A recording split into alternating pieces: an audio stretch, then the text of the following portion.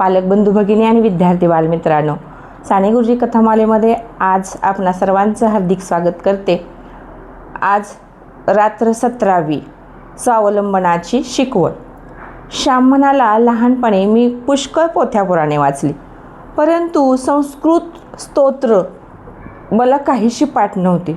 मला फक्त गणपती स्तोत्र, नागाचे स्तोत्र आजोबांनी शिकवले होते। विष्णू सहस्त्रनाम वडील वाचायचे, त्यांचं पुस्तक घेऊन मी वाचायचो, त्यामुळे ते माझे पाठ होते। पण लहानपणी मी रामाचा भक्त असूनही अप्रतिम रामरक्षा संस्कृत स्तोत्र मला पाठ नव्हते, याचे मला वाईट वाटे। आमच्या शेजारी गोविंद भटजी परांजपे राहायचे। त्यांचा मुलगा भास्कर संध्याकाळी पाढे पर्वचा श्लोक आम्ही म्हणत असायचो तेव्हा तो आमच्याकडे यायचा। त्याच्याकडे रामरक्षेचं पुस्तक होतं। तो रोज 2 श्लोक पाठ करायचा आणि ऐटीत आमच्याकडे येऊन म्हणून दाखवायचा। तेव्हा मला खूप वाईट वाटे आणि त्याचा रागसुद्धा येई। तो मला हिणवण्यासाठीच येतो की काय असं मला वाटायचं। एके दिवशी तो आमच्याकडे आला आणि म्हणाला, श्याम, 5-6 दिवसामध्ये माझी रामरक्षा आता संपूर्ण पाठ होईल, तुला कुठे येते रामरक्षा? मला इतका राग आला, मी त्याला धरलो आणि मारायला त्याच्या अंगावर धावलो। म्हणालो, पुन्हा आमच्या दारात येऊ नकोस, मार खाशील। तुझ्याकडे पुस्तक आहे म्हणून तुझी रामरक्षा पाठ आहे, माझ्याकडे पुस्तक नाही म्हणून माझी पाठ नाही। आमच्या गोंधळाने आई बाहेर आली। आई म्हणाली, काय रे भास्कर, काय झालं? श्यामने तुला मारले की काय? भास्कर म्हणाला, नाही हो काकू, मी याला म्हणालो की 4-5 दिवसात माझी रामरक्षा पाठ होणार आहे। तो ह्याला राग आला आणि हा माझ्या अंगावर धावून आला आणि म्हणतो की आमच्या दारात येऊ नको, तुला मारीन म्हणून। आई श्यामकडे वळाली आणि म्हणाली, होय का रे श्याम, काय झालं मग? तुझी रामरक्षा पाठ नाही म्हणून तो म्हणाला तुला येत नाही। आई, मला हा हिणवतोय असं म्हणला का? खोटारडा आता कसा गप्प बसलाय। मला म्हणतोय माझी पाठ झाली, तुझी पाठ होईल का म्हणून असं म्हटलं, मग मला राग आला। आई म्हणाली, बर, तुझ्यातला कमीपणा त्यानं दाखवून दिला, मग रामविजय हरिविजय सारखा सारखा वाचतोस। रामरक्षा कर की पाठ। माझ्याकडे पुस्तक कुठे आहे? बाबांनी मला शिकवली नाही, मग मी कसा म्हणू रामरक्षा? अरे, सुट्टी असेल त्या दिवशी भास्करकडून घे पुस्तक, लिहून काढ आणि कर पाठ रामरक्षा। त्याच्या डोक्यात श्यामचा प्रकाश पडला। श्यामला वाटले, खरंच आपण रामरक्षा लिहून काढावी। दोघांचा वाद तिथं आईने संपवला आणि भास्कर घरी निघून गेला। मग मी रविवार येण्याची वाट पाहू लागलो। माझ्या डोक्यामध्ये मी नियोजन करू लागलो। वही कोरी पाने आणावीत, ती आखावीत, त्याची वही करावी आणि स्वतःच्या हाताने छान रामरक्षा लिहून काढावी। रविवार येण्याची वाट मी पाहू लागलो।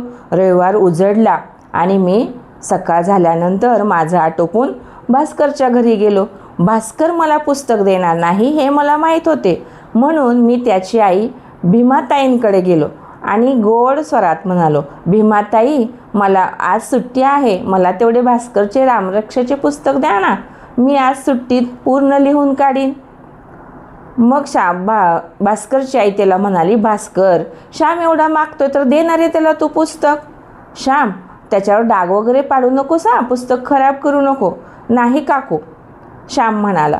भास्कर म्हणाला, नाही ग आई, आज सुट्टी आहे, राहिलेली रामरक्षा मला पाठ करायची आहे, मी नाही श्यामला पुस्तक देणार। असं काय करतो भास्कर? श्याम आपला शेजारी आहे ना, दे ना पुस्तक, पुन्हा तू तुझं राहिलेलं पाठ कर। आणि त्याला आई म्हणाली, नाहीतर बघ हा, पुन्हा त्याला पुस्तक नाही दिलं तर। भास्करला भास्करच्या आईचा राग माहीत होता। भास्करने रागाने पुस्तक आणले आणि तनतन करत माझ्या हातात ठेवले आणि मग मी ते पुस्तक घेऊन घरी आलो। मला इतका आनंद झाला होता। पुस्तक घेऊन मी घरी आल्यानंतर ती रामरक्षा लिहिण्यासाठी मला एकांत हवा होता, म्हणून मी गुरांच्या गोठ्यात लिहायला बसलो। गुरे सगळी रानात चरायला गेली होती। मी लिहायला सुरुवात केली। जेवणाच्या अगोदर बऱ्यापैकी माझी रामरक्षा लिहून पूर्ण झाली।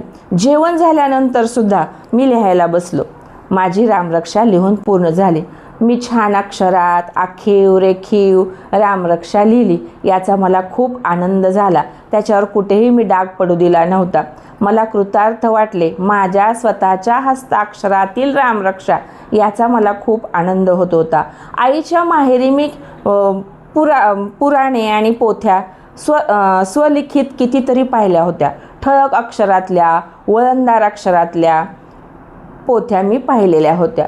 त्या काळी, पूर्वीच्या काळामध्ये स्वलिखितच पोथ्या पुराणं असायची. मोरोपंतांच्या चरित्रात तर लिहिलेलं आहे की काशीतील बऱ्याचशा पोथ्या पुराणं त्यांनी स्वलिखितात लिहून घेतलेली आहेत. त्या काळी पुस्तकांची टंचाई, छापखाने सुद्धा नव्हते.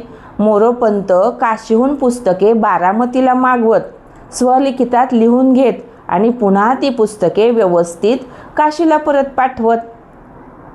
आता भरपूर छापखाने झालेले आहेत. पुस्तकांची सुद्धा टंचाई नाही, पण माणसांच्या ज्ञानात तेवढी भर झालेली नाही हो. असो, श्याम म्हणाला, मी ते पुस्तक देण्यासाठी भास्करच्या घरी गेलो आणि वही पण बरोबर घेऊन गेलो. भास्करच्या आईला म्हटले, हे घ्या. भास्करची आई पुस्तक. अरे श्याम, एवढ्या लवकर तुझं लिहून झालं सुद्धा? अहो, दुपारी भास्करला राहिलेली रामरक्षा पाठ करायची होती म्हणून मी लिहितच राहिलो, बंदच केलं नाही. आणि हे बघा, ही माझी वही. त्यांनी त्या भास्करच्या आईने श्यामची वही पाहिली. त्यांनी त्याच्या वहीचं कौतुक केलं. सुंदर लिहिलेस हो, कुठेही डाग वगैरे पाडला नाहीस, छान लिहिलं आहे म्हणून श्यामचं कौतुक केलं. श्यामने पुस्तक दिलं आणि वही घेऊन श्याम घरी आला.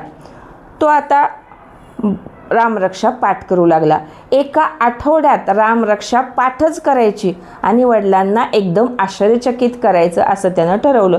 श्याम सारखी रामरक्षा वाचू लागला. वेळ मिळेल तेव्हा त्याच्या हातात ती वही आणि रामरक्षा हे त्यांचं समीकरणच झालं. 8 दिवसात श्यामने रामरक्षा तोंडपाठ केली आणि पुढचा रविवार उजाडला. संध्याकाळ झाली, दिवे लागण झाली. स्तोत्र पर्वच्या पोरांचे म्हणून झाले. वडील कधी येतात त्याची वाट श्याम पाहू लागला. संध्याकाळ झाल्यानंतर मुलांचं झालं तोपर्यंत वडील आले. वडिलांनी हातपाय धुतले आणि घरात गेल्यावर म्हटले, श्याम, स्तोत्र पर्वचा म्हणून झाले का? श्याम म्हटला, हो. आणि माझी तुम्ही रामरक्षा म्हणून घेताय का? रामरक्षा? तुला कधी येते रामरक्षा? अहो, मी भास्करचं पुस्तक आणलं, स्वतःच्या हाताने लिहून काढली आणि पाठ केली. आण बरं बघू तुझी वही इकडं. वडिलांनी श्यामची वही पाहिली. वडिलांनी श्यामच्या पाठीवर हात फिरवला.